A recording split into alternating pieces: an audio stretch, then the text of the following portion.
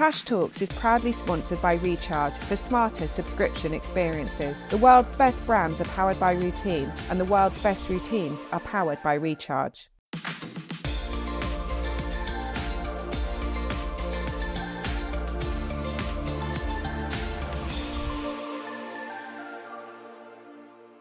Hello and welcome to Tash Talks, the chat show where I sit down with some of the most inspirational female entrepreneurs and leaders in the UK today. Now, many of us believe that once you get to a certain age, you're too old to start your own business. Our next guest is about to prove that that couldn't be further from the truth. Maxine Laceby started the brand Absolute Collagen at the age of 50 from her kitchen table. Today, Absolute Collagen is the biggest collagen brand in the UK and has also been featured on the Sunday Times fastest growing companies list twice. I'm so proud to welcome Maxine Laceby to Tash Talks. Welcome, Maxine. I'm so happy to have you here. And I'm going to ask you the first question that I know the answer to, but I want to see what your answer is. Who is Maxine Laceby? Interesting question. Who is Maxine Laceby? Maxine Laceby today is the person she was always meant to be, but my journey to Absolute Collagen, to discovering Absolute Collagen, took me on that process of discovering myself. Is that a bit complex? Yeah. That's brilliant. Yeah, a bit complex though. Who would I say you are? I would say you're an incredibly inspiring entrepreneur who you started a business in later life, and the thing I always think, when I think of Maxine, I think Maxine gets it right. I've said this to you before. You are an intuitive person who prioritises your children and you get things right. And I think that's an amazing mix. Yeah, it's really interesting, isn't it? So I have this saying, I'm just a little old me doing my thing. And it's really interesting to see how other people see you. I'm just me. I cannot be anybody else. Yeah. Warts and all, I'm me. I know what I'm good at. I know what I'm not good at. And I'm very passionate about turning up as you, about being the person you want other people to see. When I came up the ranks, if you like, in business, everybody had a degree, everybody had experience. I had none of that. Yeah. And so people didn't really take me seriously. And that was okay. It meant I went under the radar. But I'm just really passionate about being authentic and being you and never pretending to be something you're not. Because that's hard work, right? I would say you 100% are passionate about that, and that is how you live live your life. Good. And I need to confess that obviously you and I have known each other for quite a long time. Quite a long time. And we met way back in the beginning of Absolute Collagen. Yeah. Which came and hounded you. You came and hounded me. And I was lucky enough to be able to come on a part of that Absolute Collagen journey with you. And Absolute Collagen is now the biggest, I would imagine, collagen brand in the UK. You're on the Sunday Times Everyone fastest. says they're the biggest. We are definitely the biggest. You're the biggest. Yeah, it doesn't matter. You're on the Sunday Times fastest growing company list. Yeah. I think it matters from the point of view that you started this with no business experience at the age of 49, 50. Yeah. Tell us a bit about that story and what happened. Oh, I think it's an amazing story for me. I got to 49.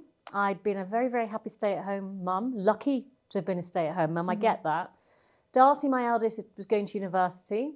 Margot, my youngest, had just passed a test. And I was like, wow, I can do whatever I want now. Fabulous. I felt free.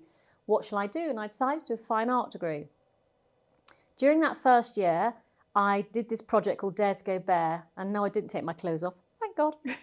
And I stripped myself bare of makeup. I used to have long, dark, curly hair. I had it all cut off. I had the colour taken out because I had it dyed every 4 or 5 weeks, 6 weeks, because it was coming through grey. So it went yellow when I had the colour taken out, and I had a cut really short, which is very dramatic. I wore no makeup, and I did this project for 4 months. I wore really dowdy clothes, so leggings and long T-shirts. The reason I did the project is I wanted to see, as a woman of a certain age, would I disappear in people's vision if I did that? What it made me realise how desperately insecure, once I took off all the external masks, I was. And I made myself sit with it for 4 months. I didn't want to leave the house. At uni, we had a trip to London. I didn't want to go. I mean, crazy, just because I was wearing no makeup and I was wearing dowdy clothes. Mad, right? This is like 8 years ago. And it's ironic that I created a skincare brand because every morning I would sit on the edge of the bed, feeling rubbish, and I would put on this make-believe onesie, and that onesie was Maxine. And I did not know what was going to come out the other side. Now, I don't know, I am ADHD, and I don't know if it's part of that. I am adopted, I don't know if it's part of that. But I don't think I'd ever been my authentic self prior to that. And as a mother, I'd wake up every morning and go, what hat does everyone need me to wear today? Who do you need me to be? But I felt for the first time I didn't need that.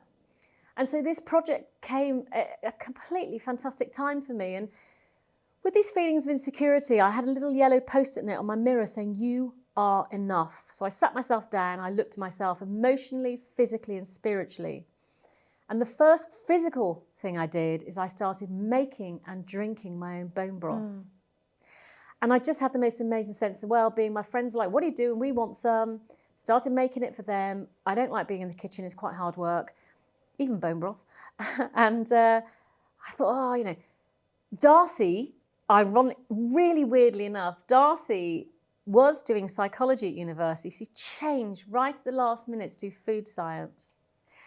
And she said, are you giving that to your friends? I said, yeah. She said, well, do you think I better take it to the lab to make sure you don't kill them?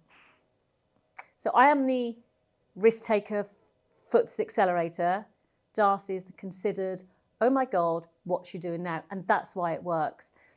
And then whenever we let the bone broth go cold, a jelly would form on top. And I do believe this is where my ADHD comes in. So if I want to get from A to Z, I will think of every single way to get there. So I have to think outside the box.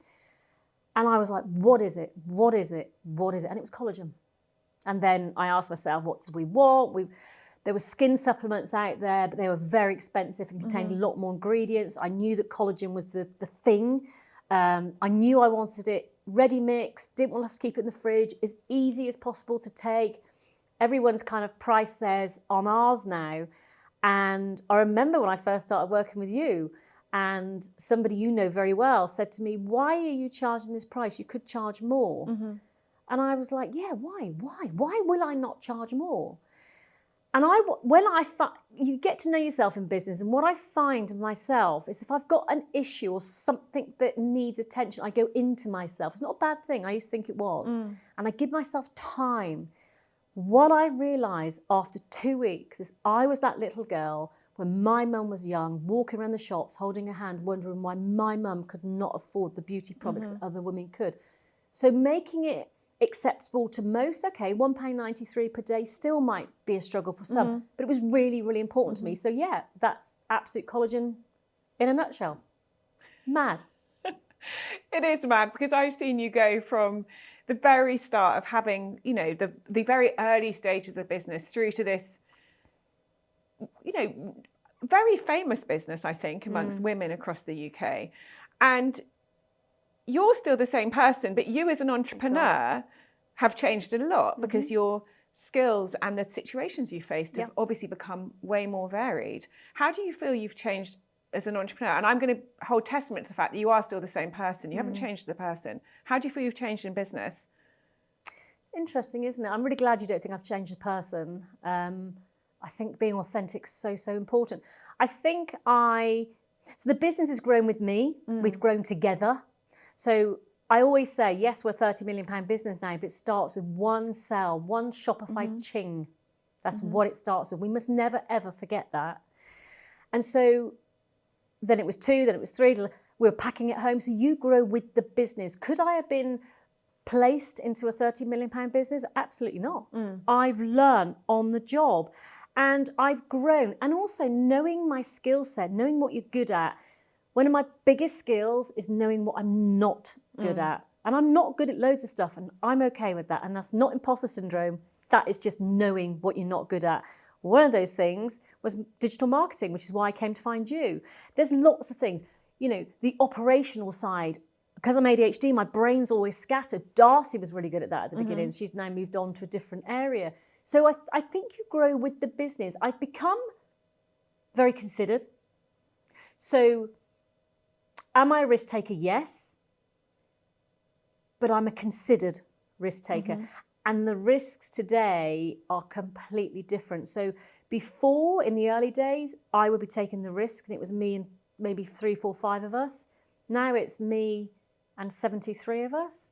All those people have got families. Everything we do, I consider them. How is this going to affect them? Mm-hmm. And I think you have to be considered. Everything I've done is, I've always done the right thing for her. When I first started, there was no direct consumer, really. It's crazy to think that. But I wanted a relationship with her. Mm-hmm. I wanted the Absolute to be seen and heard, and I wanted to get to know her. And I've grown on that journey too. So I think I've become more considered, less tolerant, because you've only got so many hours in the day. Mm-hmm. You know, and I think you can spend so much time doing stuff. And I think I've had to become very clever about where I spend my time. And that can sometimes feel like I'm not spending enough time with certain people. Mm-hmm. Certainly friends of, you know, you can't do it all, can you? So yeah, so you do change. And I'm sure if we have this conversation in 5 years' time, I'll change in my business outlook again. But I think always remaining your person and who you are, to me, is really important. When I think back on the things you've got right, and I know I always talk to you about this, I do think you step back and consider things, which I think is an incredible trait. And I think for people around you, it's really helpful to know that. Yes, because you have to communicate it well. And that's definitely something I've learned I had to do. And to give you the time to do that as well. Like to know that, you know, Maxine's going to be thinking about this. And then I think the direct consumer and the focus on the her, as you've called it, the absoluters, the community and the direct relationship with the customers. I remember in the early days, you were really focused on that before this space existed in the way that people so clearly articulate it now. That was you and your intuition, wasn't it? It was. And I remember a couple of times, and this sounds crazy, and I was just speaking about it today. I remember, and people were saying, how do you cope with a fast scaling business? I say, you stop and you consider. And I remember saying to you, please do not acquire any more customers at the moment. I just want to make sure all my systems are working. You were like, what? No one's ever said that to me. But for me, it was the right thing to do because I never, ever wanted her to be let down. Or I didn't want to be that business that, I've ordered for it, it hasn't turned up. Or I just wanted to get it right. Getting things right is really important to me. Not in the way that I won't push my elbows out, because I definitely will. You know, I always think we've got to think outside the box. But making sure she feels everything's right for her is really, I'm so passionate about that. And in terms of your experience as a woman in business, that's obviously come to you. I mean, people say, it's later life. I mean, I don't think it's later life at all. I think, it's perfect time. Your kids are grown up. It's ideal timing. But do you feel as though it's a later life experience or not? You know, it's an interesting question. I think everything happens for a reason. Yeah. I've had business ideas many, many years ago. Yeah. When I was living in Bath in a flat, I remember people coming round and they'd ring the doorbell and I wouldn't be in. And I remember thinking, how am I going to know when people come? So I went to a solicitor. I was 24 years old. And I said, I've got an answer machine for my phone. Why can't I have one for my doorbell? Maxine, you could have invented the Ring doorbell. That could have been you. I went to a solicitor and I was 25 and they told me how much it was going to cost to get a prototype. And I just went, whoa, this is too much. But I learned from that. So I've always had business ideas. Because I think what's interesting is when you come to entrepreneurship later in life, people make a real point, it's a later in life. And, you know, when sharing your story, we always say Maxine created this when she was 49 or whatever age you were. And it is a later life story. But I don't think that takes from the journey at all. I don't. I think I've got different experience. I mean, Jesus Christ, I could never have run a business in my 20s and 30s. I was batshit crazy. My brain was all over the place. I would 100 miles an hour there, 100 miles an hour there. And I think as you get older, you are considered. And you do consider everybody around you, which is quite a nice thing to do. I think you think bigger, as in not so much you think you want more, but you think strategically bigger. You know, how is that going to affect that? And I've got skills, you know, everything I take to the boardroom, I have learned from being a woman and a mother. It's no different. Intuition, you have to walk into a room as a mother when your kids are playing with other children and you have to go scan the room, who's okay, who's not. Yeah. Same as walking into a meeting. And you have to, those social skills are really important. That frightens me a little bit about lots of virtual, but hey, that is evolution, right? But I think the skills I learned, I could not have done it any earlier, and that's okay. And I'm having a great time. And one thing I love is that for so many women in business, it's about the juggle of, how they're going to deal with these small children and their personal ambition and the demands of the business. And you've got it all integrated because your children are not small. They're in the business. Darcy's the co-founder of the business, playing a significant role. How old's Darcy now? She's 27. 27, and she's at the helm of a £30 million business. I mean, it's an incredible opportunity for her. What's that been like for you guys in your mother-daughter relationship? Do you know, it's really funny because people get asked this question a lot and people say, oh, how did that happen? We never discussed it. It just organically happened. I'm really passionate about things happen organically, which can be a problem now in the business is so big. Everybody wants to force things. I'm like, oh, let's just let's see where it goes. Darcy picked up the slack. That's how she came to be in the business, because I'd forgot to order, I'd run out of stock, and she'd pick it up, and she would cross the T's and dot the I's. She's the science, if you like. We just spent the weekend in Ibiza together because Margot, my youngest daughter, works in the business as well, and they took me for my birthday. We get on so well. It is weird. But I believe it's because all throughout their lives, even when they were children, there's been no hierarchy. I have treated them as equals. We're fluid. We're fluid. And when one's got a strength, we come forward. When one's not, we go back, whether that's in business or whether that's in personal. And I think the different generations in the business work really, really well. But surely the business must keep you interlocked as well as family members, because you've got this huge area of common ground. That is a business that is really doing positive work. You must all feel proud every day. I think we do. I mean, whether it's the team, whether it's our absoluters, I'm no longer CEO. I brought in a CEO, my decision. Yeah. And because I've got Darcy in the business now, I sit every day, I've got the absoluters on one shoulder and the team on the other. I'm just thinking, how does that decision affect them and them? And Darcy's very much part of that. We've got a bigger purpose. It's not just a collagen brand. Our purpose is so much bigger, and we share that vision, we share that purpose, and that's why it works. And they are the first, though. If it was today, someone said to me, business or children, business would be gone. Yeah, and I know when you say that's true. 100%. I know when you say, yeah, absolutely. And I think when other women look at you and the relationship you've got with Darcy and Margot, working with them every day, I think that's something that people really admire in you, because most people's children go their own paths and you obviously maintain connections, but you're not fully integrated. No, and it was never, I want to work with my children. It just happened. And I'm quite free-spirited. My children are quite feral, and they seriously were, I'm telling you now. Margot said to me at 13, there's no fun in this house, there's no rules. I went, there are rules, Margot, but you've been brought up, respect me and yourself, so you'll make your own rules. She was like, oh, right. And that I'm all about empowerment. And if they didn't want to, they don't want. If Darcy said tomorrow I'm off, I go, well, lock yourself out. Do you? Yeah. You've got to respect that in everybody, especially in family members. I think it's really important. No, you can't hold anybody with a gun and go, you're staying. And equally so, I think you've got to know your place. And that is a skill as a mother, the older person in the business. I know when to be quiet. I know when to have conversations. So Darcy and I might be talking, we might be running together, and I think, she's not in the mood to hear that or to talk about that. You've got to know. And she's very good at it too. We can feel, when we need to talk about something, we don't. And sometimes it might take a week to discuss something. You've got to wait till the time's right. Now, before we go on to your memory lane photos, I want to just talk about I think it's one of your favourite sayings, own who you are. Yeah. And you've got a tattoo of own who you are, haven't you? I've got it here, yeah. And ever since I've known you, it's been something that's always rung in my ears. I think it's very hard to do, but very important that people do it. Where did that come from, and what does it mean to you, and how do people take action on that premise? It came from my fine art degree and the Dare to Go Bare project. In fact, my first tattoo was here, and it was, I'm more than just a body. They're all note to selves. And own who you are is all about, you're enough, you're you, be you. But when I say that, it always has to be done with respect.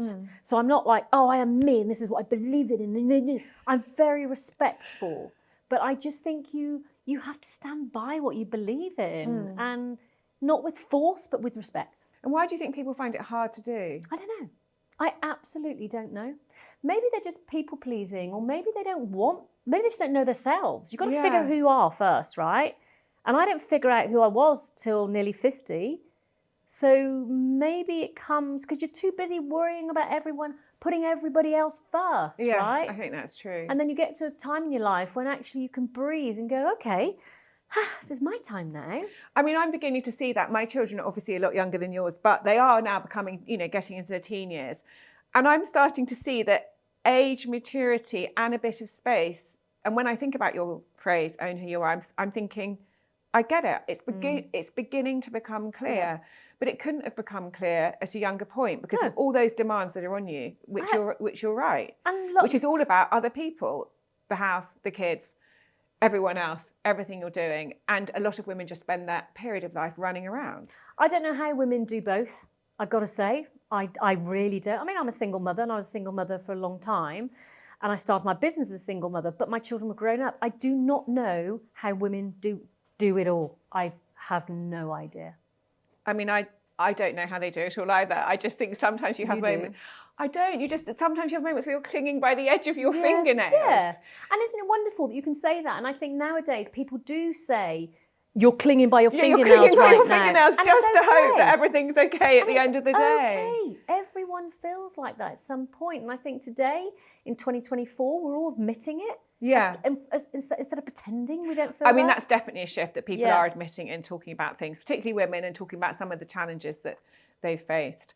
There's one more thing I want to talk about before we go to memory lane, which is the phrase you said earlier about how the goalposts move forward. So Absolute Collagen, and you don't quite arrive at the destination. You may do, but only for a brief period in time, because Absolute Collagen has been through so many phases as a business, and it's now in this, I don't know what phase you'd call it now. What phase would you call it now? Advanced phase? How would you describe it? I still consider us a startup. We still act like a startup, and I like that. We've got investors, but I still quite like the fun and the vibrancy. What stage are we at? I have no idea. Because the job's never complete, is it? And you said before we came on about the horizons move forward, the visions get bigger. So you're on a journey to this point, and then you get there, and then brief moment of relaxation, and suddenly the goalposts move forward. How do you deal with that? I think it's human nature. I think it's who we are. And I quite like that. I'm really weird. I like it when there's a problem in the business. Mad. Because you remain focused and considered. And if you got the horizon, what happens when you get to the horizon? You go, oh, we're here now. Oh, well, what now? You have to have something to work towards. And it's not like, oh, I'm chasing 12 figures, or I'm chasing this, I'm chasing that. It's just you always have to strive for better, regardless of what it is. We've just done our clinical trials. Science changes. You always have to strive for better. So the horizon is always there. And I quite like that too. I think you're right. It is human nature. But I do think we also think, oh, if only I could just get to here, then everything will be okay. Yeah. Well, when you get there, you realise that, is that it? Right, let's go down memory lane and have a look at your photos.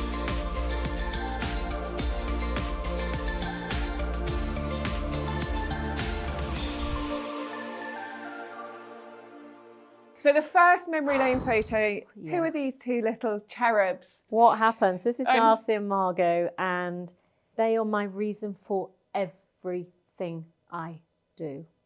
Everything. And I think for me, having children changed me. It made me step up to the mark on every single thing. Even being in business, I never wanted to cut corners. I always wanted to do things properly because I needed our heads to hit the pillow and know we've done the right thing. And the right thing for me might be different for you, but what's right for you. And they're my reason for everything. 100%. I was put on this earth to be a mother. Absolute blessed. And now, in terms of the reason for everything, because they're grown up and you've created this incredible, successful business that they're involved in, you don't need to do any more for them. But you still are motivated. You still. Oh my God, yes. I mean, you've given them such tremendous gifts and opportunities. I think the thing I'm most proud of, and I mean this, is they're good people. Yeah. You know, Margot will get up sometimes, she's on the computer at 7 and I'm trying to book something in a diary. And I'm, why are you on at 7? I got a dentist at 4. They get it. Yeah. They get it. They don't just think they can swan in and out when they want. And they are just really good, kind, considered people. And I look at them, and when I look at that, I think my work here is done. Darcy's all about justice. She's all about justice. And Margot's loyal. Yeah. Yeah. I would not be the person I am today without those beautiful, beautiful people in my life. And the business wouldn't be the business it is without those. Everything would be different. Yeah. Yeah. Incredible. Right. What's the next memory lane photo? This one. Yeah, gosh. So that was back in 2019, and I was invited to do a photo shoot for a photographer in London, in Soho, and she was photographing women in business, or, you know, women with something going on in their lives. And she asked me to go, and she said, oh, just bring some clothes and, you know, go behind that screen, come out and do what you want. And we did a bit of photographs, and I went behind the screen. I just put on these 2 wall paint marks. And I love that photograph because that's how it felt at the time. Trying to start a business with no experience, with no degree, launched a formula into a market that didn't exist. I felt like I was in battle every single day. And I know that's how most women feel. And I love that wall paint, actually, and I loved that period of time because something about me likes it when it's hard work. But it was bloody exhausting, Tash. I had to fight. And because I was a woman with grey hair, crazy lady, people just ignored me. You didn't. And who ignored you? I can't imagine who ignored you. Well, they were probably terrified of me as well. Shit, who's this woman? Okay, our next memory lane is the absoluters. So, Maxine, this is a photo of you and some of your customers and team, isn't it? I can see team members a couple of team members there. Yeah, we do breakfasts for our absoluters, and this was in Birmingham where our head office is, and it was just to say thank you. And they were like, you are? Like, thank you. They just were blown away that we didn't want anything from them. They are the reason Absolute Collagen exists. They are our purpose, they are our reason, they are everything the business stands for. And every decision I make, is with her in mind. And I do think when I've gone on this journey, so my original absoluter was my mum who'd passed away, but she was the woman I had in mind. In every decade of her life, whether she was 30, 40, 50, 60, she died at 60 years old, she was our reason, and I always had her in mind. So we wouldn't be here without them. You know, they are our reason. They're beautiful. And what I love about an absoluter, what makes an absoluter, is they get shit done. For one, they challenge, but they're respectful, and that's the 3 qualities I just love. So that's what makes an absoluter. So if we do something they don't like, they're like, oh, what are you doing? I'm like, okay. It's nice. I like it. I also think, Maxine, you did lead. That was another, whenever I think about the things you did right, that was another thing, giving that community a name, creating them into a group. Yeah. Turned out to be, I mean, now everyone's got a group, a community with a name, but you were well ahead of the time at that point. We were. And you know, it's a private group. Yeah. And I remember having lots of conversations with you about it. It's still private. Everybody would like it to be public, and it's something we consider. But it's private for a reason, because these women love to have a safe space where they can just be. And sometimes they'll come on and they'll share their utmost secrets, you know, things that are bothering them. Sometimes they share their very, very first selfie with no makeup on or with makeup on. And that is a space for them. So yeah, we were the first, the community. And I go on the Absolute page at night and it's just like having a great big hug. I love it. I love what they stand for. Yeah, God, quite emotional, really. Okay, and our final... Oh, okay. So this is a poem I wrote for myself. I was invited to be the headline speaker at the Woman of the Year this year. And I remember going there back in 2019, sat there, little old me on my own, looking at a sea of women thinking, oh my God, I was invited to be the headline speaker this year. And I wrote myself this poem and I told everybody that I read the poem out, and it is In a world where many bring masks to wear, I say embrace yourself without a care. Go forth with courage, with love and with grace. Be your true self in every single space. Always bring you to the party, no bluff. For my friends, you are more than enough. And I wrote that for myself. And for every single person Yeah. who hears it. Yeah. What an incredible poem. And what a brilliant place to end our conversation. Maxine, thank you so much for coming on. It's been such a privilege to know you for these years and see your journey and to have a small part in it as well. So thank you so much for coming on today. Thank you for having me. It's been incredible, and just like chat with an old friend. I love it. I know, we could chat all day. I know.